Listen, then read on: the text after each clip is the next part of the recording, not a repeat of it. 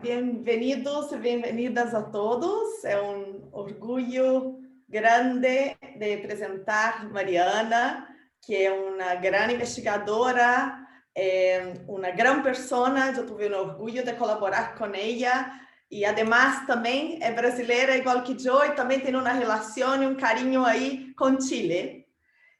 Mariana es professora adjunta do Departamento de Genética e Evolução do Instituto de Biologia da Unicamp, uma das melhores universidades da Latinoamérica. Ella é bióloga da Universidade Federal de São Carlos, em São Paulo. Tem magíster em Biologia Animal da Universidade Federal Rural de Rio de Janeiro. Doutorado em Ecologia e Evolução da Universidade Austral de Chile, aí que começou sua relação com Chile. Ella hizo un postdoc en la Universidad de São Paulo, la USP, también una de las mejores universidades de Latinoamérica, y ella tiene más de 40 publicaciones científicas, algunas bien citadas.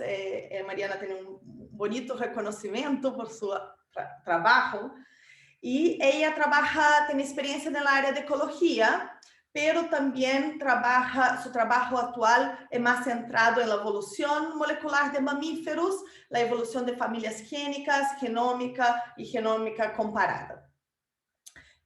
Y ella trabaja principalmente en mamíferos acuáticos, ha trabajado con diferentes ballenas, delfines, manatís, y también con pingüinos, también, que no es mamífero, pero también trabajamos juntos con pingüinos.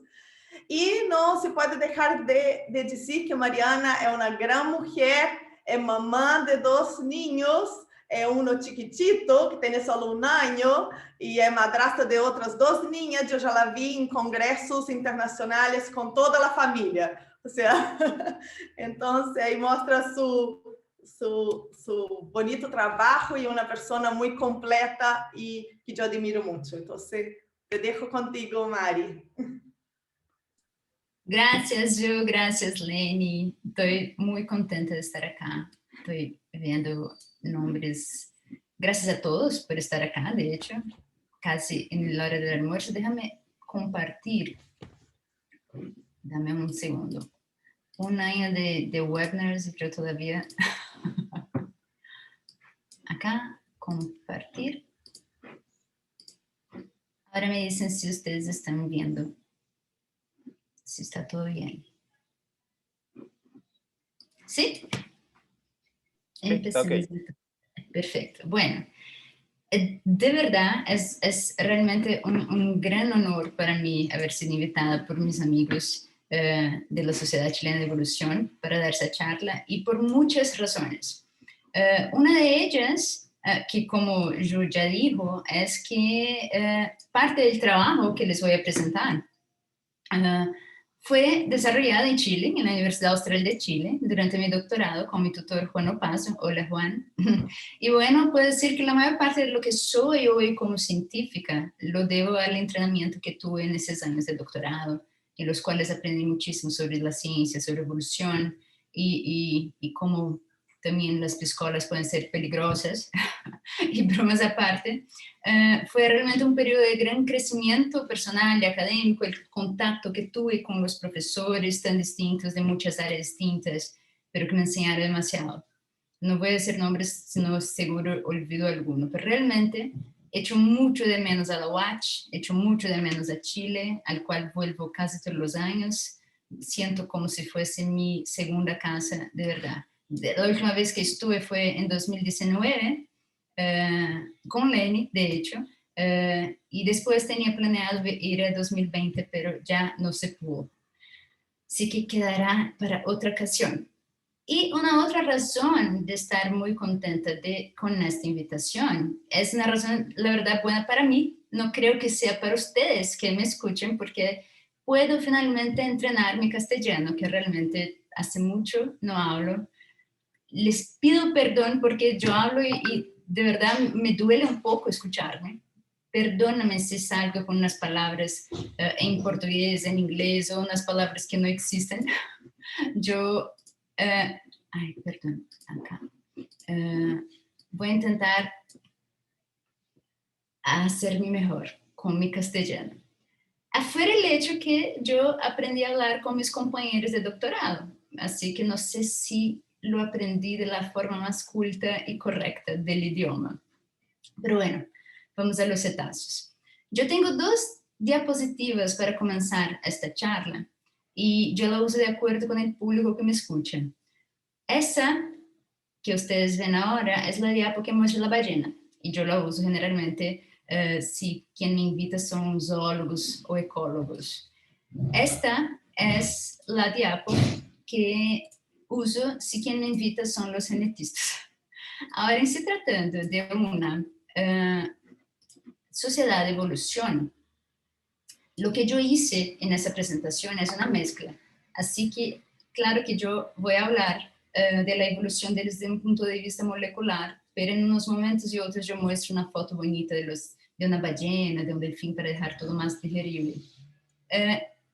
Y justo también tengo que decir que, antes de empezar, que en general yo nunca me permitiría hacer eso, pero van a ver diapositivas en portugués, en inglés, en español. Es una mezcla por motivos de pandemia con niños en la casa que yo sé que ustedes me van a entender. Perdónenme, Frankenstein, pero creo que me entenderán y muchos entienden, muchas mujeres principalmente que están acá y papás que están acá con los niños de la casa, saben lo que digo, que el tiempo se quedó corto de trabajo. Bueno, otra cosa buena de hablar que sea la invitación de la Sociedad de Evolución de Chile, es que yo no tengo que convencer a nadie de lo maravillosa que es la evolución. Todos conocemos la increíble diversidad morfológica de la vida que ha evolucionado y sigue evolucionando, como decía Darwin en esa frase tan poética. Entonces me imagino que acá, en esta sala, yo no tengo que convencer a ninguno de ustedes sobre la realidad de la evolución, sobre la importancia de entender la evolución, especialmente en un contexto de cambios tan profundos que estamos experimentando ahora en el planeta. Y entre toda esa maravillosa diversidad que existe en nuestro planeta, un grupo en particular llama la atención porque son absolutamente increíbles. Y acá en Chile, yo creyendo que estoy en Chile, y en Chile hay excelentes investigadores que estudian esos animales y hay lugares de absurda belleza donde se los puede ver. Y es claro que yo estoy hablando de los cetáceos, incluso les puse acá un filme para que vean los lindos que son esos animales. Y bueno, no es solo a mí que fascinan, ¿no? Las ballenas y los delfines han fascinado la imaginación humana desde siempre. Incluso el propio Darwin puso, déjame poner acá, no sé si va acá, en la primera edición del libro Origen de las Especies, él dijo eso, él dijo, I can see no difficulty in a race of bears being rendered by natural selection, more and more aquatic in their structure and habits, with larger and larger mouths, till a creature was produced as monstrous as a whale.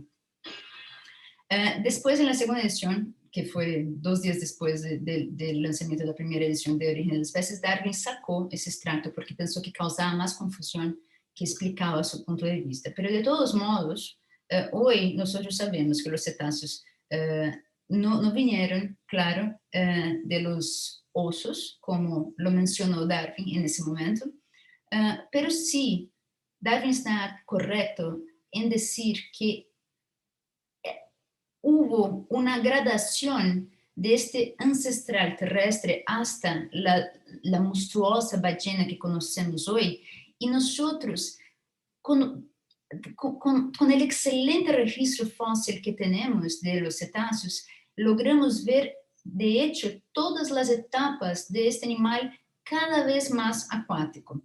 Hoy nosotros sabemos, claro, que las ballenas y los delfines son mamíferos, que están dentro entre los artiodáctilos, que tenían antepasados que eran terrestres y bien distintos a las ballenas como las conocemos hoy. Y precisamente son una orden completa de mamíferos que han hecho esa transición tan drástica de un medio terrestre a un medio acuático, además de ser criaturas fascinantes. Ellas también son muy interesantes de estudiar desde un punto de vista evolutivo y molecular, porque podemos aprender mucho sobre el origen de la biodiversidad y de la naturaleza misma de la evolución con el estudio de los cetáceos. Como yo les dije, les mencioné ahora, gracias al excelente registro fósil de los cetáceos, nosotros sabemos mucho sobre la evolución de esos animales desde el punto de vista morfológico. Y es tan bueno ese registro que nosotros logramos ver todas las etapas de un animal que era una ballena completamente terrestre hace 45, 50 millones de años, como el Paxetus, y todas las etapas de animales más anfibios, usando la tierra y el agua, y cada vez más acuáticos, y que la nariz migrando para el topo de la cabeza, y perdiéndose los miembros traseros y los miembros delanteros, transformándose en aletas, hasta los animales que conocemos hoy como ballenas y delfines. Y en los últimos 10 a 15 años ha crecido mucho el interés de los científicos en entender qué sucedió durante esta evolución que nosotros conocemos también por el registro fósil, pero desde un punto de vista molecular. Y ya hemos aprendido mucho sobre esas huellas moleculares, de esa transición desde el ambiente terrestre a un ambiente acuático. Ya conocemos mucho las historias que cuentan esos genes y qué historias cuentan también las regiones que no son codificantes. Tiene este grupo en esa transición, que fue una transición muy drástica de ambiente, mucho a enseñar sobre el proceso evolutivo. Y hace 10 años también yo misma comencé a estudiar los cetáceos desde el punto de vista de su evolución molecular. Y yo trabajaba antes con ecología de cetáceos durante mi magíster en Río. Yo trabajé con delfines de allá, con las ballenas también de Brasil. Y en el comienzo de mi doctorado, mi proyecto inicial era trabajar con la ecología del forrajeo, yo no sé si hablo forrajeo, de ballenas azules y jorobadas en el Golfo del Corcovado. Y estuve trabajando, yo iba a temporadas con el Centro Ballena Azul. Fui a 3 temporadas para estudiar esas ballenas con preguntas que eran estrictamente ecológicas, hasta que pasó el terremoto de 2010. Como el terremoto ha cambiado la vida de tantas personas, la mía también fue cambiada mucho por el terremoto. Les cuento qué pasó. Cuando pasó este fatídico terremoto de 2010, y yo estoy segura que ustedes todos se acuerdan de este preciso momento, qué estaban haciendo, es muy chistoso como cuando pasa algo tan grave, nosotros nos acordamos exactamente qué estamos haciendo en ese momento. Nosotros estábamos allá en Melinka, en la temporada ballenaria, y la semana anterior al terremoto el Golfo estaba lleno de ballenas azules y jorobadas, veníamos muchos soplos, así, el normal de una temporada allá de ballenas. Y después del terremoto, todo ha cambiado allá. Las ballenas azules y jorobadas sencillamente se fueron, desaparecieron y dieron lugar a las ballenas sei, que son una especie de ballena que son mucho más difíciles de trabajar. Ellas son mucho más difíciles de acompañar y fue imposible poner las tags que nosotros íbamos a poner para mi trabajo inicial de doctorado. Y bueno, para ese entonces yo estaba de forma paralela haciendo mi unidad de investigación. Yo no sé ni si todavía es así que funciona el programa. Mi unidad de investigación yo ya estaba haciendo con Juan, porque en el curso de evolución que yo hice con los profesores durante el doctorado de allá, teníamos que presentar un trabajo y yo le presenté un trabajo a Juan y Juan dijo, bueno, sí, hagámoslo de manera aparte como tu unidad de investigación, perfecto. Pero después que pasó el terremoto y yo no tenía los datos que eran necesarios para las preguntas ecológicas que yo tenía, yo tuve que hacer un cambio drástico porque tenía que entregar una tesis, yo tenía que hacer el doctorado. Y yo cuento esa historia principalmente para los estudiantes que están haciendo el posgrado, que es muy raro un doctorado que empiece del punto A y va al punto B, así, empieza con la idea inicial y la sigue hasta el final sin cambios. Y conmigo no fue distinto. Tuve que cambiar completamente y yo presenté unos meses después, yo hablé con Juan y con Juan Opaso y Juan dijo, hagámoslo, listo. Así que empecé y cambié completamente de área, fui para la evolución molecular y he estado trabajando con la evolución molecular desde ese entonces. Bueno, fue para mi suerte, todo salió bien, fue una experiencia muy buena, todo el doctorado, todo el trabajo que yo hice y seguí en esa línea en mi postdoc y después ahora con esa línea de investigación, que yo voy a hablar un poco más al final, que estamos haciendo ahora.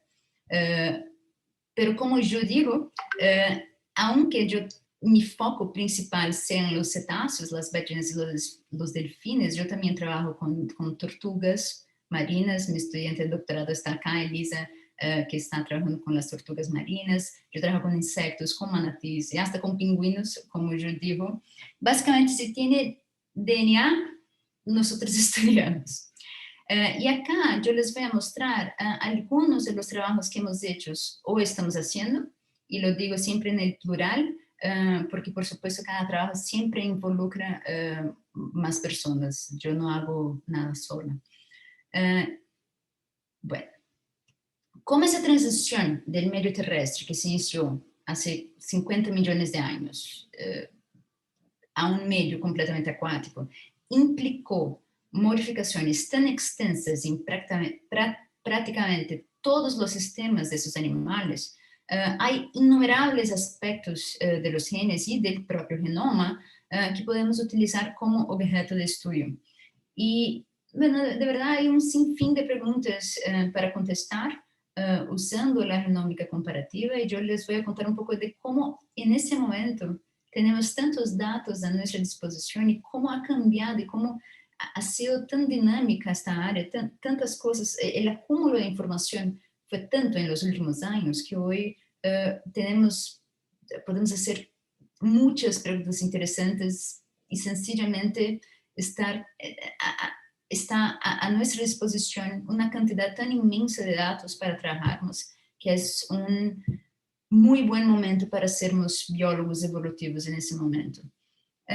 Un enfoque inicial que uno puede tener es pensar en las adaptaciones al ambiente acuático, las adaptaciones más específicas, y buscar los genes que están detrás de esas características, de esas adaptaciones al ambiente acuático. Y yo voy a mostrar algunos resultados que hemos hecho y que otros científicos han encontrado con respecto a los cetáceos. Acá les muestro trabajos con los genomas completos, con la mioglobina, la hemoglobina, con las queratinas, con los genes HOX, con genes de la inmunidad, con genes de la osmorregulación, con genes relacionados a la hipoxia, al tamaño, a ecolocalización, al metabolismo, en fin. El cielo es el límite.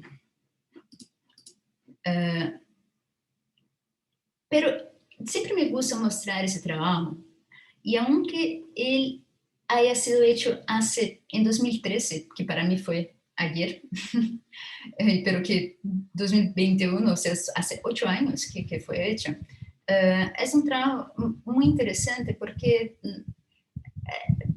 aunque han pasado 8 años y aunque hoy tenemos mucho más datos a la disposición, en ese entonces, en 2012, 2013, lo que teníamos era un genoma de un delfín, de Turcips truncanus. Y en ese momento hicimos el trabajo con ese genoma, obviamente en un contexto filogenético, como les voy a mostrar, pero los resultados que otras personas encontraron usando otros genomas de delfines y otros genomas de cetáceos no han cambiado de 8 años para acá, aunque hayamos utilizado ese genoma. Por eso voy a mostrarles un poquito. No voy a entrar en los detalles metodológicos de cómo hicimos el trabajo para no aburrirlos demasiado, pero una descripción general rápida de lo que hicimos fue utilizando el pipeline que tiene Juan allá en la Watch, el maravilloso CB Watch. Él está asociado a bases de datos y nosotros que hicimos fue elegir tantos genes como fue posible en ese entonces, con genomas de varios mamíferos, para estimar el valor del omega que indica si un gen está evolucionando bajo selección positiva o neutra o negativa, básicamente eso. Dado que si está bajo una selección positiva, eso indicaría una acumulación de sustituciones no sinónimas, que por lo tanto indicaría un cambio en esos genes. Y en este entonces, en 2012, la vaca era la especie más cercana al delfín que tenía un genoma de mejor calidad, por lo motivo que realizamos los mismos análisis marcando el linaje de la vaca como forma de control. Como resultado de los 7.959 genes que nosotros analizamos, perdón, déjame cerrar la puerta que da vista, mamá. Ya. Listo. De los 7.959 genes, Isa, fecha, por favor. Fica ali con el favor, lá dentro. El porcentaje de genes seleccionados positivamente fue muy similar para el delfín, para la vaca, o sea, 4.8% y 5.7% respectivamente. Esos genes seleccionados positivamente abarcaron una amplia variedad de clases de genes, como pueden ver acá, diversas funciones, distribuidos de manera muy similar. En amarillo la vaca, en rojo el delfín. Solo dos funciones saltan a la vista, que es el desarrollo y el metabolismo, donde parece haber un exceso de genes seleccionados positivamente en el linaje de los delfines. Pero ese era un análisis preliminar, muy exploratorio, mucho más visual.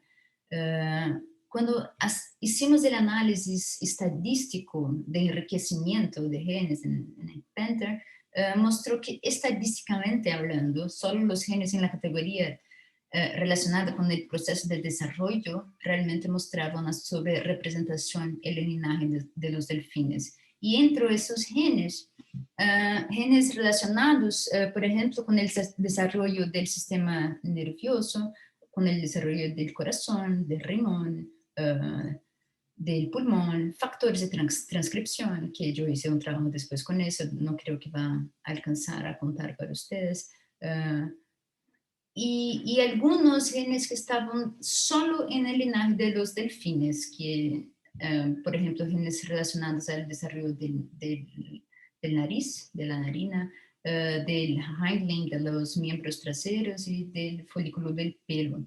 Y claro, ese trabajo lo que hace es generar una lista inmensa de genes que, bueno, yo podría investigar con profundidad en los próximos años, y bueno, fue eso que hice y hasta cierto punto lo sigo haciendo. Para que vean cómo ha cambiado en 8 años, solamente 8 años, que es así, que pasa súper rápido. Una búsqueda rápida en el NCBI muestra hoy todos esos genomas de cetáceos secuenciados, algunos incluso a nivel cromosómico, 4 aquí en el NCBI, disponible para quien quiera usar para contestar preguntas interesantes. Y actualmente existe un esfuerzo del Cetacean Genome Project, que es un brazo, una rama del Vertebrate Genome Project, que está dentro del consorcio Genome 10K, que tiene como objetivo secuenciar los genomas de todos los cetáceos, todas las casi 80 especies que existen, en nivel cromosómico, de modo que sean todos genomas de referencia. Y esta lista que les muestro acá no es la lista de total de genomas secuenciados, porque existen otras bases de datos. Y para que ustedes tengan idea por ejemplo, en abril de 2005, en la semana pasada, el DNI Azul, que es un consorcio que está enfocado en facilitar la generación de datos y la liberación de recursos genómicos de alta calidad, y no solo de cetáceos, pero de todas las especies. En la última semana, por ejemplo, ellos han liberado más genomas y niveles cromosómicos de cetáceos, y actualmente, si eso fue un print screen que yo hice hace media hora, todos esos cetáceos están allá disponibles en DNA Azul en nivel cromosómico para jugar. Así que los que quieran, hay mucha cosa para hacer. En otras palabras, el acceso a los datos ya no es un problema hoy día, ya no es. Y todo sucedió extremadamente rápido, en muy pocos años. Los genes relacionados al pelo, por ejemplo, que aparecieron en la lista que mencioné anteriormente, fue uno de los genes que yo investigué más, con más atención. El pelo de los mamíferos él es formado por varias proteínas, entre las cuales hay las queratinas, que son llamadas tipo 1 y tipo 2, y las que son llamadas CAPS, que son Keratin Associated Proteins, proteínas asociadas a la queratina. Y las ballenas y los delfines, los cetáceos, muy temprano en su historia evolutiva, han perdido su pelaje, que es una adaptación al ambiente acuático, ya que la fricción con el agua es mucho menor en un cuerpo que no tiene pelo. Y obviamente la pérdida del pelo es adaptativa porque hay muchos cambios paralelos que están pasando para mantener, por ejemplo, la temperatura corporal, como la grasa de los delfines, la circulación, como es la circulación sanguínea, en fin, pero no va más allá de lo que quiero hablar acá. Así que fuimos a mirar, a ver, esos clusters, esas familias génicas de las queratinas tipo 1 y tipo 2, lo que encontramos fue lo siguiente. Acá, cada bloquito de ese representa, los que están pintados, los que están negro o azul, pero llenos, representa un gen funcional completo. Y acá están todos los genes de la familia 1, tipo 1, de las queratinas tipo 1, y acá los genes de familia tipo 2, en diversas especies, y entre los cetáceos yo tenía la minke y el delfín. Pero la queratina no hace parte solamente del pelo, hace parte de diversas otras estructuras. Así que en azul están mostrando las queratinas relacionadas exclusivamente al pelo. Los bloques que no están llenos, están blancos, representan pseudogenes. Pseudogenes que fueron identificados sencillamente por tener una mutación y que cambia el framesheet de lectura, o tienen stop codons en el medio, o tienen, esos genes son formados por, a veces, 8, 10 exones y restan como 3 que son identificables. El resto ya está tan cambiado que ya no es identificado. Y lo que nosotros vemos es que entre los pelos, las queratinas relacionadas a la producción del pelo, en los cetáceos hay una pérdida muy grande, son muy conservados en los mamíferos terrestres, y se pierde, hay pérdidas, tanto que pasan pérdidas entre todos los cetáceos, por ejemplo SK83 o SK82, como pérdidas que pasaron después, linajes específicas, como por ejemplo SK86. Acá les dije que el pelo tenía las Keratin Associated Proteins, son otras proteínas asociadas a queratina. Y acá esta figura no está en escala, porque muestra acá en el medio del clúster de las queratinas tipo 1, las CAPS, esas Keratin Associated Proteins. Y son familias gigantes, son familias génicas mucho más grandes que esas que les muestro ahí. Una cosa muy curiosa es que un grupo de Portugal, de Agustín Antunes, que hoy es un colaborador mío con los trabajos de la tortuga, de Elisa, estaban mirando justamente a esas familias CAPS y publicaron los resultados de las CAPS justamente en el mismo número de la misma revista. Así que la misma revista que fue BMC Genomics, creo, no me acuerdo muy bien, están los dos trabajos y lo que ellos encontraron fue una alta tasa de pseudogenización de estos genes en el delfín. O sea, mostrando que no fue una pérdida solo de los creatine type 1 y type 2, pero también de los creatine associated proteins. Este es un fenómeno interesante y que fue más recientemente explorado con más detalle en este trabajo de 2019, súper reciente, de Huelsman, que muestra que la pérdida de genes en la transición de la tierra al agua en los cetáceos se asocia con muchas adaptaciones acuáticas. Y a veces uno tiende a pensar en las adaptaciones únicamente como un gano, con la ganancia de genes, con la obtención de funciones, el gano de funciones, pero la pérdida también puede ser adaptativa, entonces es algo que tenemos siempre que tener en mente. Bueno, en este punto yo creo que yo ya fui capaz de convencer a todos ustedes de cómo los cetáceos realmente son un grupo interesante para el estudio de la evolución molecular con la genómica comparada. Y yo sigo repitiendo eso todo el tiempo, porque mi abuelo académico, el orientador de mi orientador de doctorado, o sea, el gran Enrique Lessa, que en broma me decía todo el tiempo y me hacía bullying desde siempre, diciendo que yo tenía que estudiar ratones y no delfines, y que yo solo estudiaba delfines y ballenas porque eran bonitos y porque saltaban. Y él hasta bromeaba que cada vez que un estudiante entraba a su oficina diciendo que quería trabajar con delfines, o lo echaba o lo decía, ven y te enseño. Y lo convencía de lo contrario. Y hasta molestaba al propio Juan diciendo, che, ¿cómo te dejaste caer? ¿Cómo ahora trabajas con delfín y ballena? Y fíjate que Juan siguió trabajando con ballenas de tan interesantes que ellas son, mismo cuando yo ya me había ido. Bueno, historias aparte, el sistema inmunológico fue uno de los sistemas que sufrió una gran presión selectiva durante la colonización del medio marino, porque obviamente patógenos distintos del ambiente terrestre en que ellos vivían y estaban adaptados.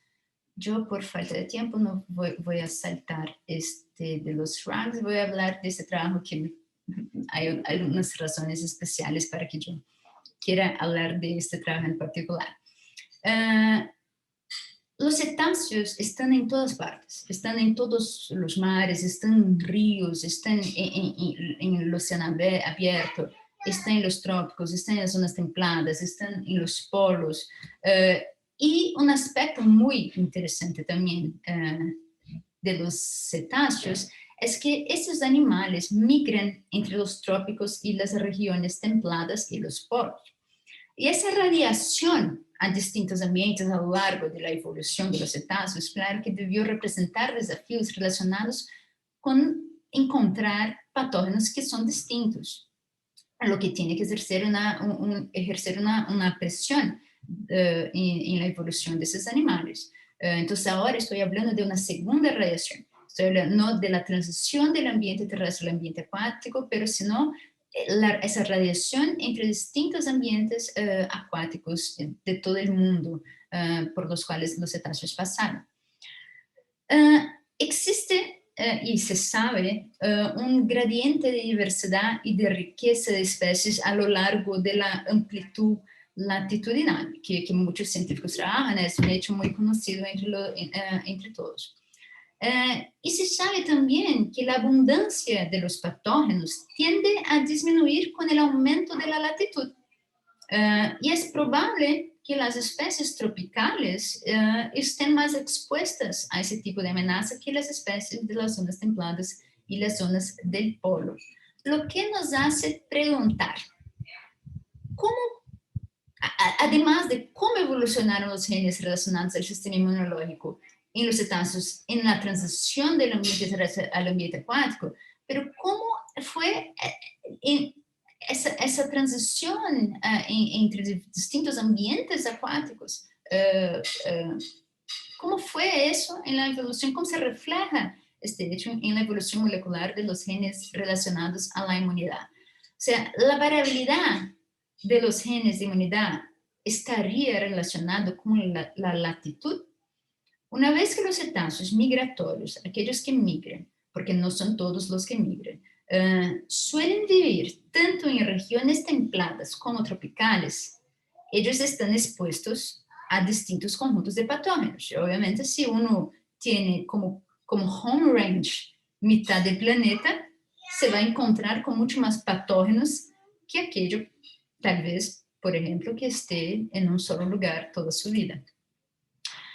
El complejo principal de histocompatibilidad, que es conocido por MHC, es ese conjunto de genes. Ellos codifican proteínas de la superficie celular que son esenciales para que el sistema inmunológico reconozca las moléculas que son extrañas en los vertebrados.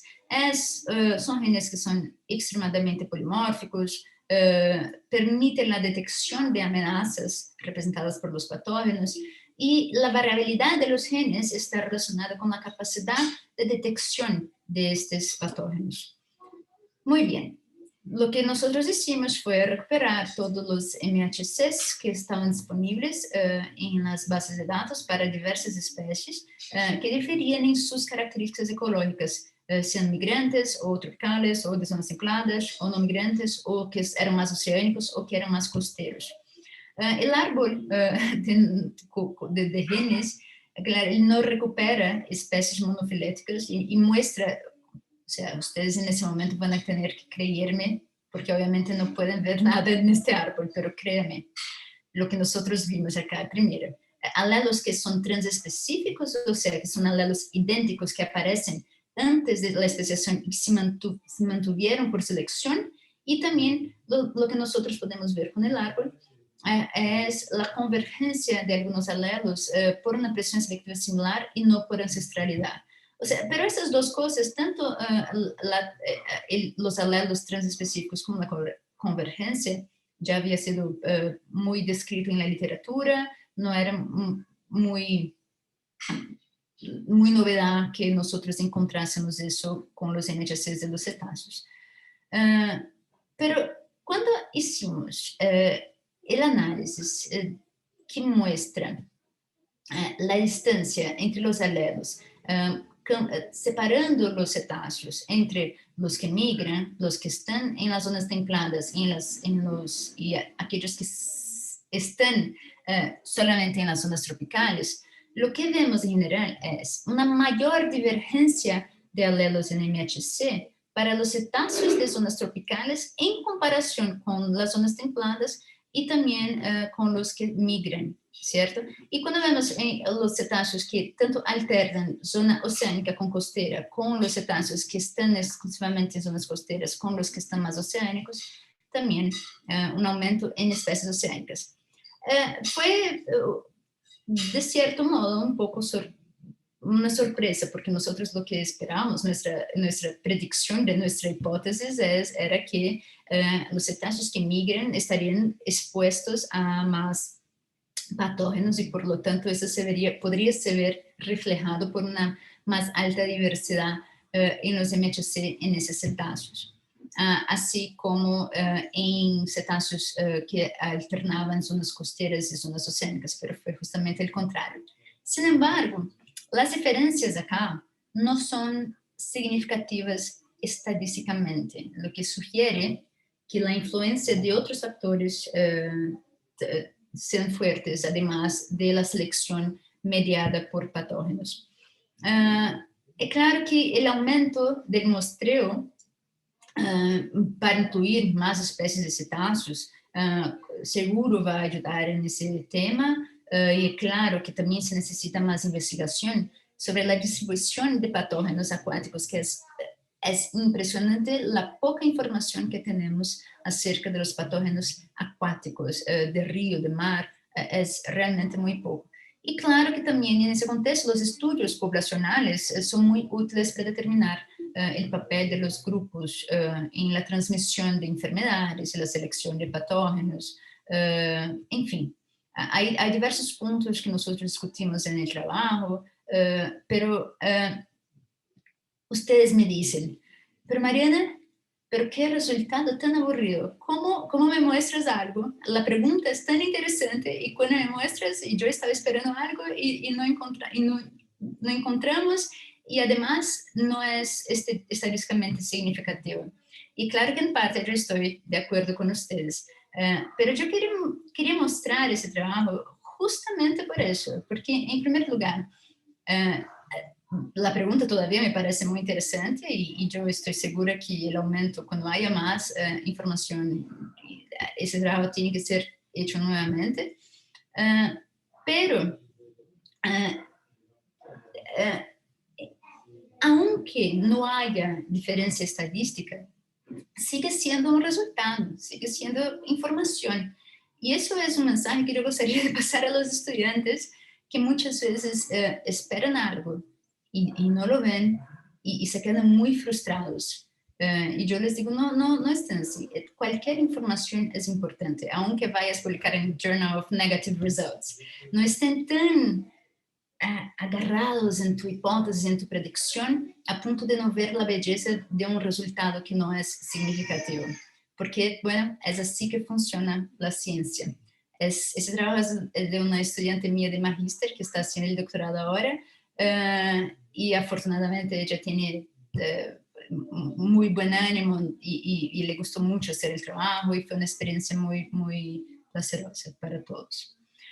Estoy terminando, yo creo que tengo como 5 minutos más, voy a pasar rápidamente solo para decir que lo que estamos haciendo ahora, en los últimos años nuestro trabajo allá en mi laboratorio se ha centrado en el tema de la evolución convergente, que está en todas partes y se puede encontrar en diferentes niveles, bioquímico, genético, funcional, en fin.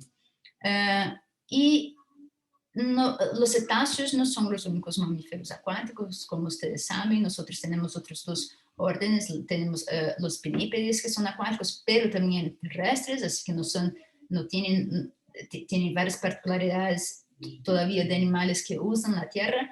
Tenemos los sirenios, los manatíes, que son completamente acuáticos y también tienen muchas características similares a de los cetáceos. Si ustedes ven esos tres grupos, ellos tres comparten varias adaptaciones fenotípicas, ¿no? Frente a desafíos de locomoción en el agua, desafíos térmicos, sensoriales, de comunicación, patógenos, en fin, todo que involucra una existencia acuática teniendo una ancestralidad terrestre. Y bueno, este problema de la evolución convergente de esos tres grupos fue explorado por Foot y colaboradores, también por Zhou y colaboradores, hace un par de años, creo que 2015-16. Y mi pregunta, la pregunta de nuestro laboratorio, del proyecto principal de nuestro laboratorio en ese momento, es relacionado a las ocupaciones secundarias que yo les conté, en particular las ocupaciones de cetáceos de río, o sea, que colonizaron de forma independiente el medio fluvial. O sea, ¿qué mecanismos genéticos y evolutivos están por detrás del surgimiento de nuevas especies, nuevos grupos? ¿Cuál es el papel de la convergencia molecular en la evolución fenotípica? ¿Cuáles son las huellas moleculares de esa recolonización secundaria al medio fluvial del río? Yo no sé si se habla fluvial en castellano. Y los procesos de especiación. Y para eso yo uso un sistema de especies que existe acá en la costa de Brasil y en Amazonia, en la Bacia Amazónica, en los ríos amazónicos, que son los delfines de Sotalia fluviatilis y Sotalia guianensis. Sotalia fluviatilis es un delfín de Amazonas y Sotalia guianensis es su especie hermana costero, y también los manatíes, Triquecos inungues, el manatí amazónico y el Triquecos manatus, el manatí costero. Pero la pregunta de fondo básicamente es cuán creativa es la evolución y ¿Cómo surge esta convergencia en un nivel molecular? Acá también mostré líneas geofrentes y punto para Plainville, pero quedó por falta de muestra, que es el eterno tema de conseguir muestras de Amazonas no es tan fácil, y actualmente nosotros centramos en esos dos conjuntos de especies hermanas acá, pero las preguntas se refieren tanto al proceso de especiación, porque esos dos grupos y esas dos especies hermanas ¿cómo se dice? ¿Cómo se dice la palabra? Splitted around. Obrigada, gracias. Se separaron como hace 2, 4 millones de años, justamente en un momento donde hubo regresión del mar, porque antes todo eso acá era mar. Con las transgresiones del mar se generó la vacía amazónica y ellos se quedaron aislados y finalmente se genera una nueva especie adaptada al ambiente fluvial que está recibiendo acá de los Andes agua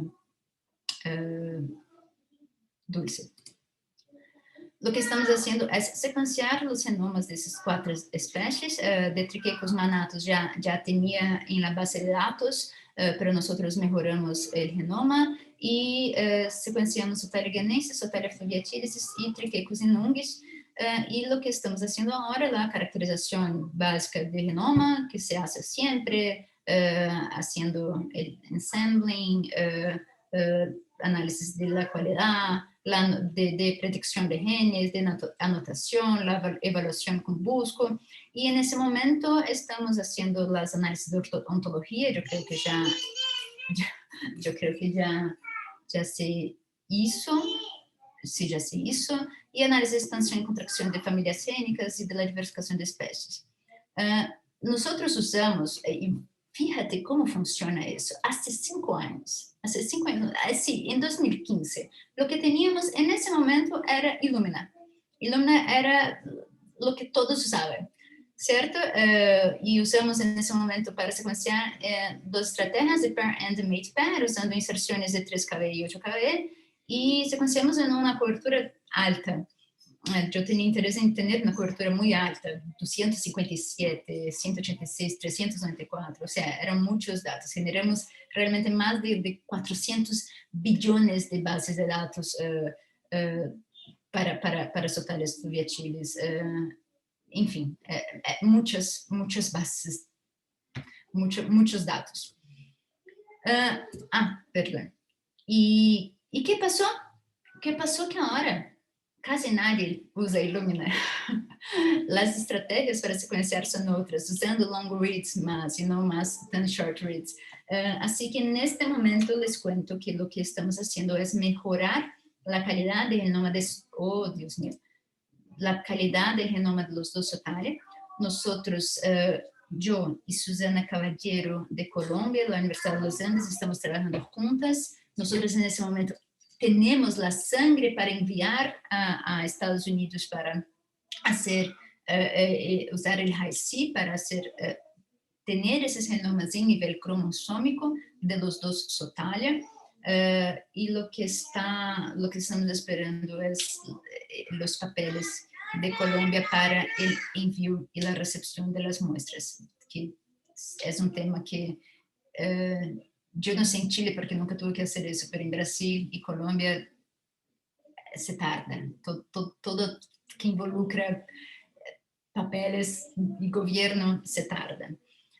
De Triquecus nosotros no vamos a hacer en nivel cronosómico. Con los Sotalia estamos contando con la ayuda de Philip Morin también, que es el chief de Citation Genome Project, porque ellos tienen interés, una vez que tienen interés de secuenciar todos los genomas de los cetáceos en nivel cromosómico, claro que él está ahí a disposición para ayudarnos en todo, pero en ese momento estamos ahí parados esperando los papeles.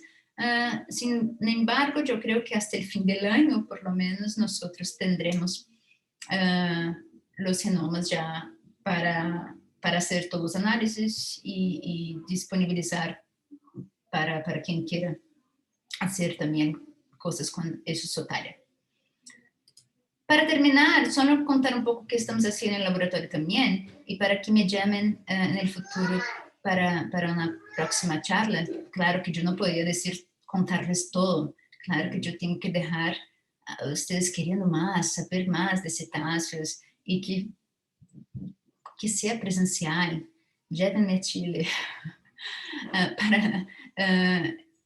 Leticia, mi estudiante de pregrado, está haciendo un trabajo con los genes de ecolocalización. Ahora se va a hacer un magíster en Canadá, pero sigue trabajando con algunos genes relacionados a la ecolocalización en diversas especies, no solo las que nosotros hemos secuenciado en nuestro laboratorio.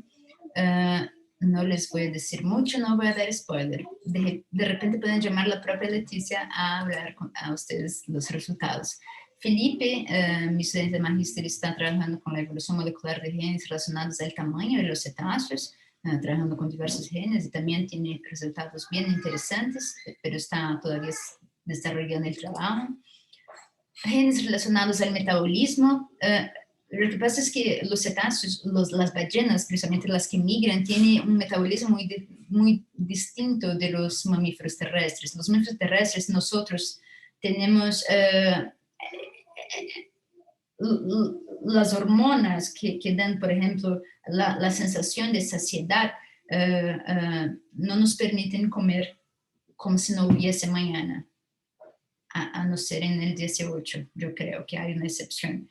Pero generalmente nosotros no logramos comer para siempre. Y las ballenas sí lo hacen. Las ballenas lo que hacen es pasar meses solamente comiendo, sin nunca demostrar saciedad, y después pasan meses sin comer at all.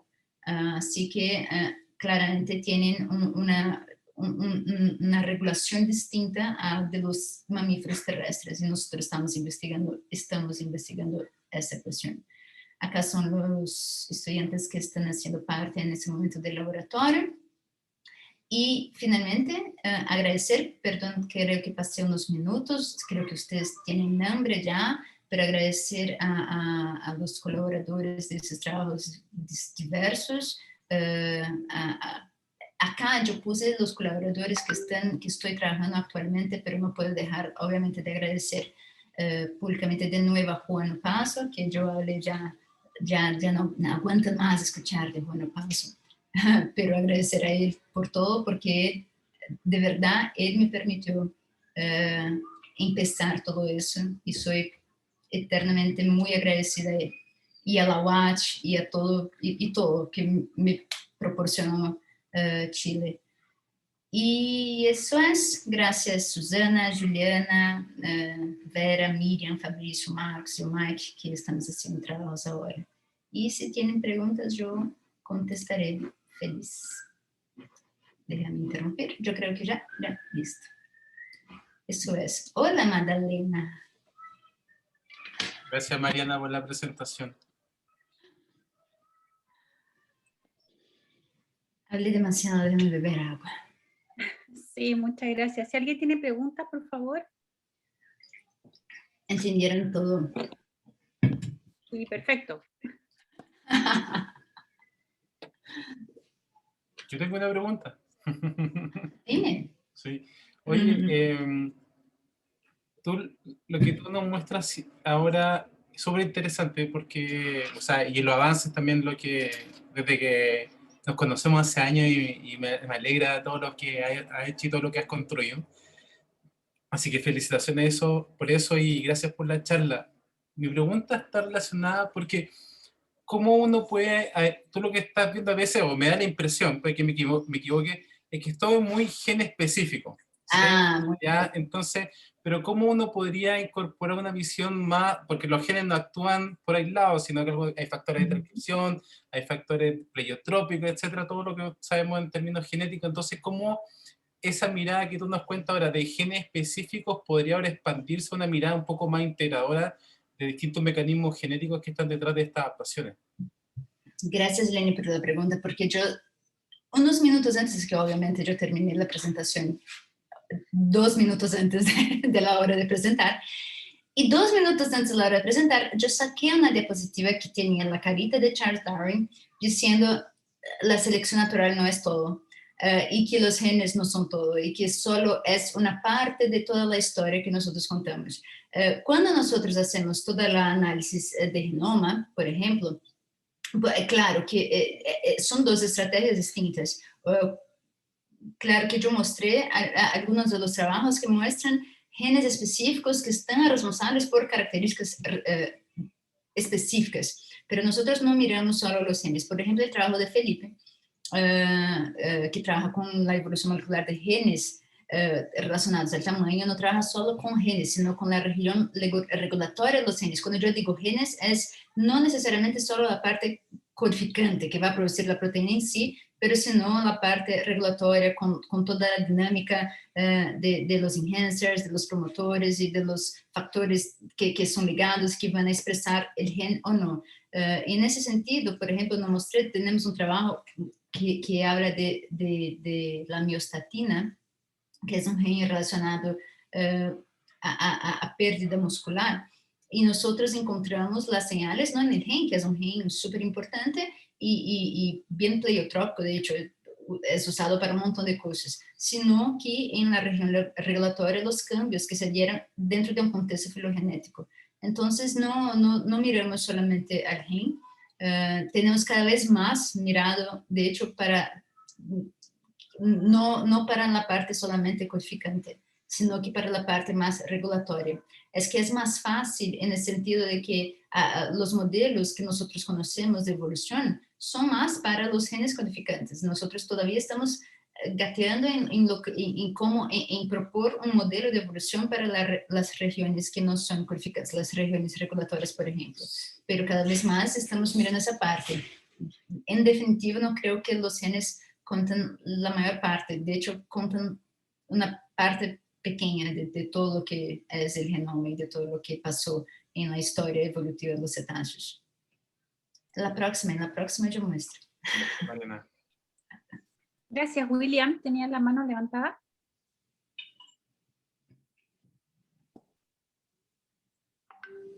Si no, entonces, Juliana. El micrófono, sí, el micrófono tuyo está... Está William.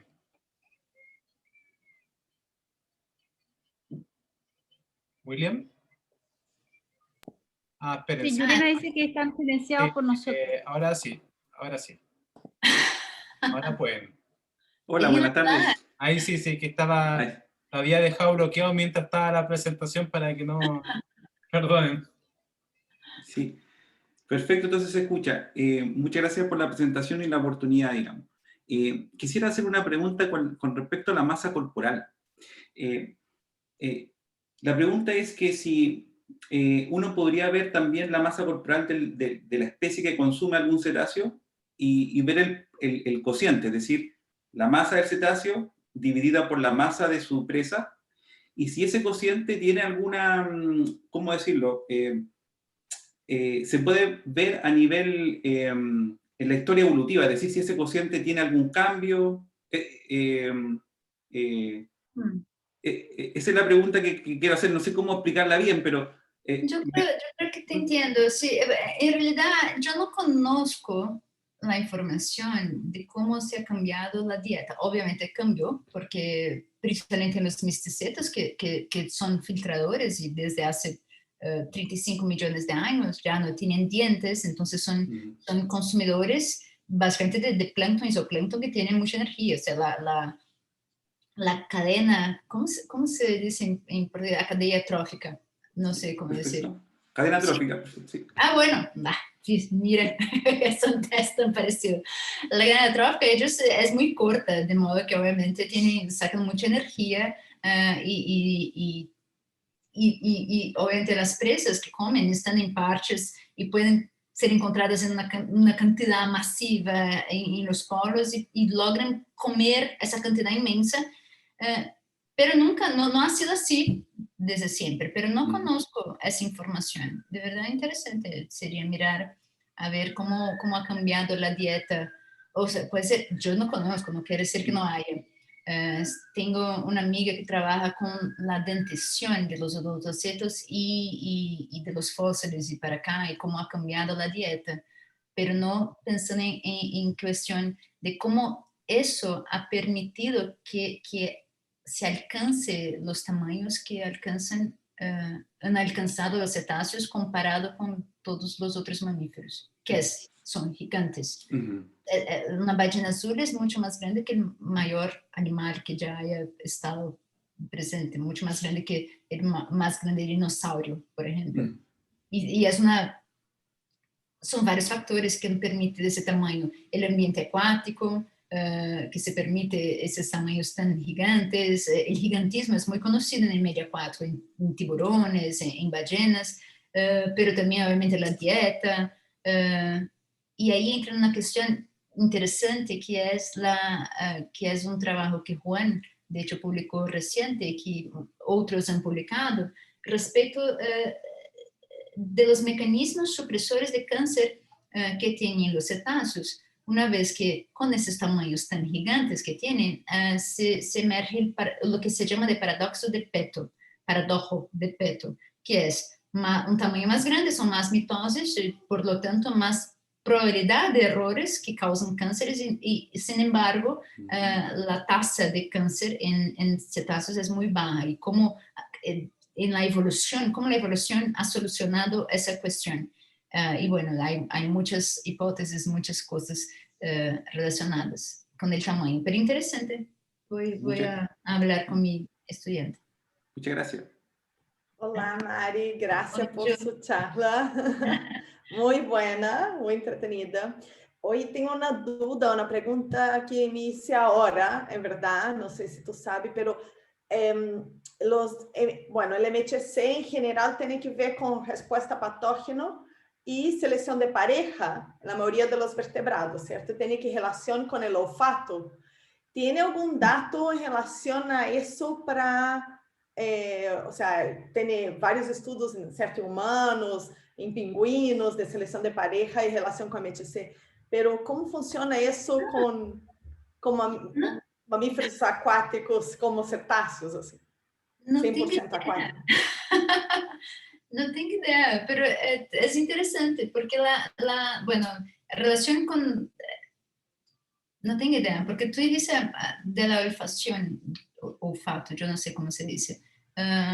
Sin embargo, obviamente es un sentido que los cetáceos no usan bajo el agua. Entonces la señalización de hormonas y ferormonas es distinta que los mamíferos terrestres. No sé si se ha desvinculado esa función en los cetáceos, pero interesante, voy a hablar voy a mirar. Qué buena esa charla, estas preguntas que me están dando ideas. Bueno, es interesante porque a veces preguntas como curiosidad son en esos momentos que uno hace relación. Por ejemplo, ustedes están pensando en otras cosas y de repente se salen con cosas que yo obviamente no estaba pensando. Y eso es lo lindo de la ciencia, ¿no? Y eso es lo que hace falta por la pandemia, ¿cierto? Que son esos momentos en que uno habla con el otro y mira, yo me acuerdo en la UACH, ¿te acuerdas, Lenny, cuando nosotros íbamos todos los miércoles a la sala de seminarios antes del almuerzo o en la mañana?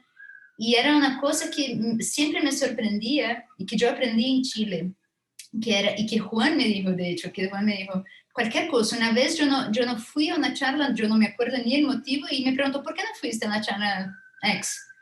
Y yo dije, no, es que no, era una cosa que no tenía absolutamente nada, ni cercano a lo que hacía. Y él me vira y me dice, es ciencia, y sale.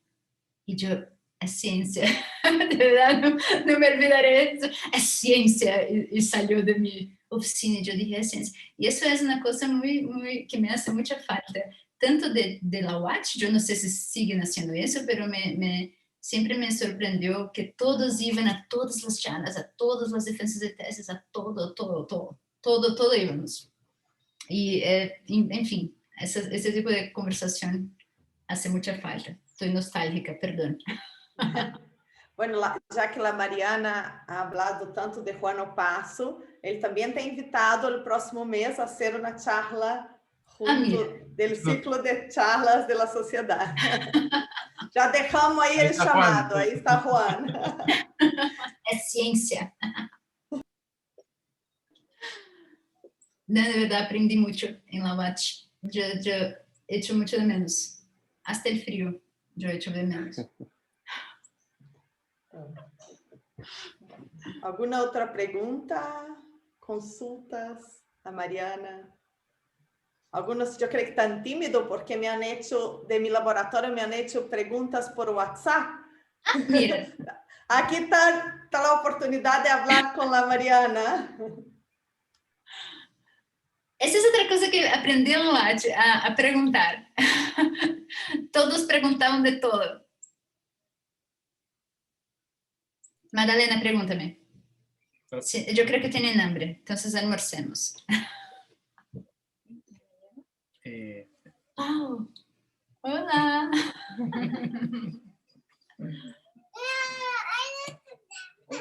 ¿Ves que ella me quiere?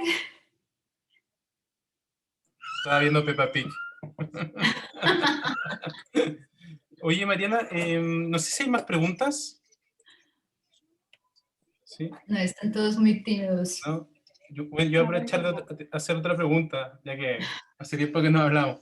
Oye, me llamó la atención eso, la no relación entre el tipo de hábitat o el tipo de claro, trópico, ambientes más A mí polares, también.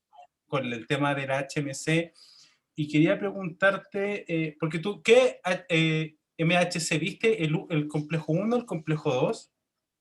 A ver, es el que todos usan. Yo creo que el DBQ2, yo no me acuerdo. Porque Ya. hay uno más relacionado con, no me acuerdo exactamente, pero uno más relacionado con patógenos extracelulares y otro más Dos. relacionado con patógenos intracelulares. Sí. Entonces, si es que recuerdo bien, no puede que me equivoque, pero claro, podría haber también, o sea, ahora que está bien de moda todo el tema de la microbiota, pensando que haya de hecho hay algunas cosas con invertebrados acuáticos relacionados cómo la microbiota cambia en función de cierta exposición a patógenos, y quizá eso podría causar un término, o sea, en este caso una cosa más de largo plazo, una relación coevolutiva entre la microbiota intestinal o microbiota de tipo pulmonar, con una menor, bajar la presión selectiva de los patógenos. Entonces, a lo mejor eso podría Sí, oscurecer ciertas señales y bajar la intensidad de la selección sobre estos genes y sobre estos organismos. sí, nosotros cuando estábamos hablando de ese trabajo, porque fue, yo lo muestro porque fue el desarrollo fue muy interesante, de que teníamos la pregunta, teníamos una hipótesis muy clara y fue todo el contrario lo que nosotros encontramos, y fue interesante el proceso de discutir qué podría causar esa mayor diversidad de los alelos en los trópicos, que migran, o sea, que están en los trópicos también, o sea, que también están expuestos a todos los patógenos de mitad del océano. Ellos usan mitad del planeta.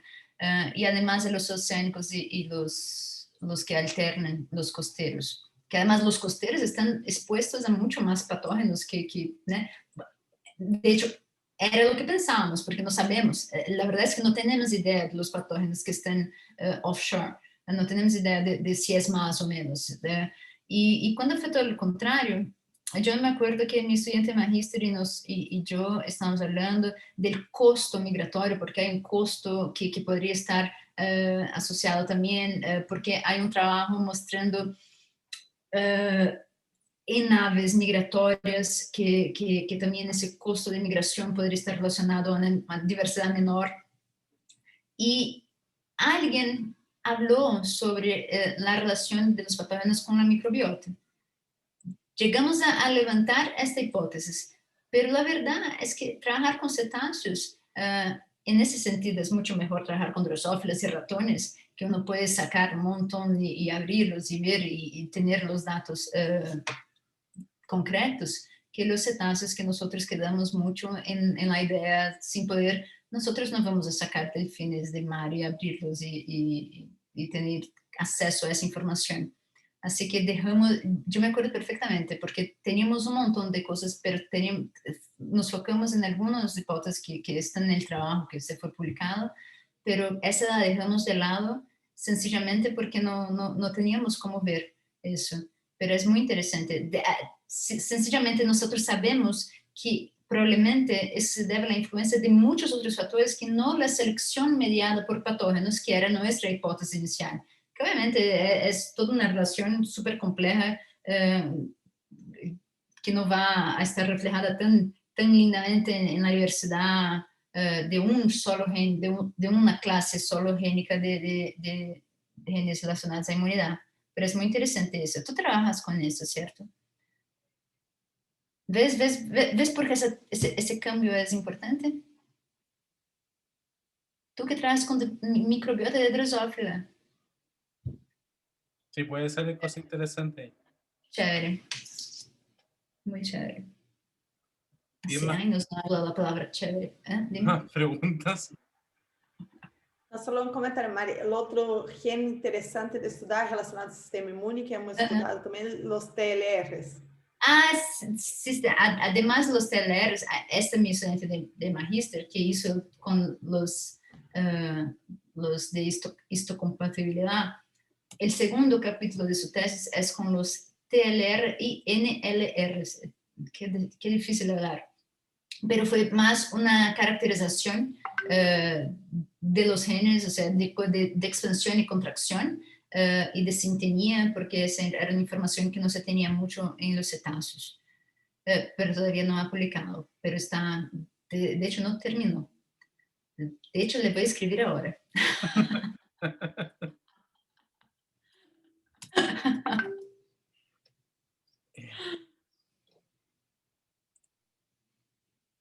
Bien, Bien. si no hay más preguntas. Gracias, Mariana, por la presentación. Ustedes. Y muy entretenido. Sí, muchas gracias. Bueno, Gracias a ustedes. tuvimos una buena convocatoria, llegamos a un minuto a más de 50 asistentes, así que de todas maneras la charla va a quedar grabada y la vamos a subir a nuestro canal de YouTube para que quede disponible si ustedes la quieren revisar y después contactar a Mariana si tienen Eso, alguna y hacerme pregunta más preguntas y específica. darme ideas. La próxima charla, Ale, es el 28. 28, no me acuerdo qué día exactamente.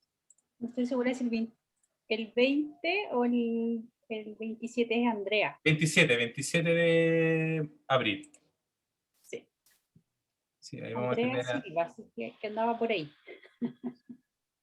vamos a tener a la Andrea hablando sobre todo la parte de la vigilancia genómica. Así que Exactamente. eso.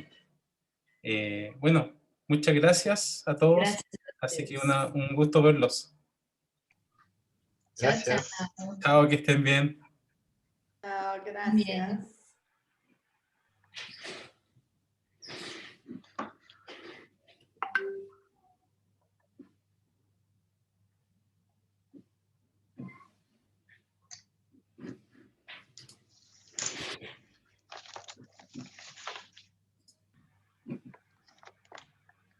Aí pode deixar de gravar, eu creio, Luiz.